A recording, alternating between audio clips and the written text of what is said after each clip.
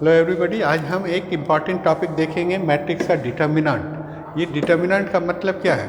आपको शुरू में हमने बताया था कि matrix is a arrangement of numbers and all numbers are considered as a single entity.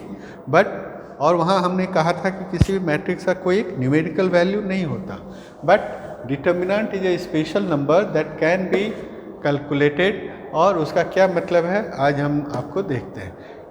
Determinant होने के लिए मैट्रिक्स मस्ट बी स्क्वायर, मतलब number of rose number of columns बराबर होने चाहिए, अदरवाइज उस मैट्रिक्स का डिटर्मिनेंट नहीं निकलता। यहाँ आप देख लो कैसे डिटर्मिनेंट निकलेगा। 3 into 6 minus 8 into 4, that is 14 minus 14. So in this way we can calculate this one. दूसरा एग्जाम्पल है 1 into 4 minus 2 into 3. In this way you can calculate the value of determinant of a matrix. So matrix के determinant होने के लिए ज़रूरी है कि वो स्क्वायर मैट्रिक्स होना चाहिए, और इस तरह से हम लोग मैट्रिक्स का डिटर्मिनेंट निकालते हैं।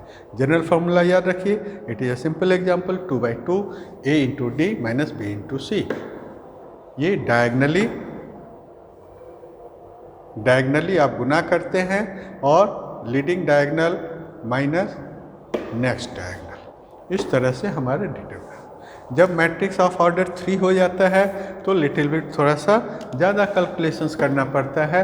थोड़ा ये ध्यान से देखो, 3/3 मैट्रिक्स में आप a से स्टार्ट करते हैं, this into this minus this into this, फिर माइनस b से स्टार्ट करते हो, b को ये हटाते हुए जो बचा वहाँ से हम लोग करते हैं। ध्यान से देखिए, a multiplied by e into I minus F into H, minus b के लिए डी इंटू आई माइनस एफ इंटू जे। सो स्टूडेंट, इसे आप ध्यान से देखिए।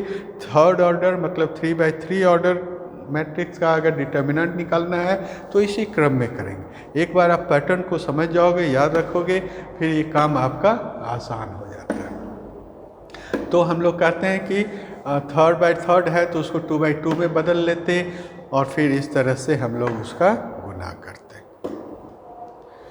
जल्दी से बनाइए। ये डिटर्मिनेंट है, एक मैट्रिक्स है 3/3 ऑर्डर का जिसमें 3 रो और 3 कॉलम्स हैं। तो डी का वैल्यूज़ कैसे निकालेंगे? डी के लिए 6 multiplied by this into this minus this into this, फिर नेक्स्ट।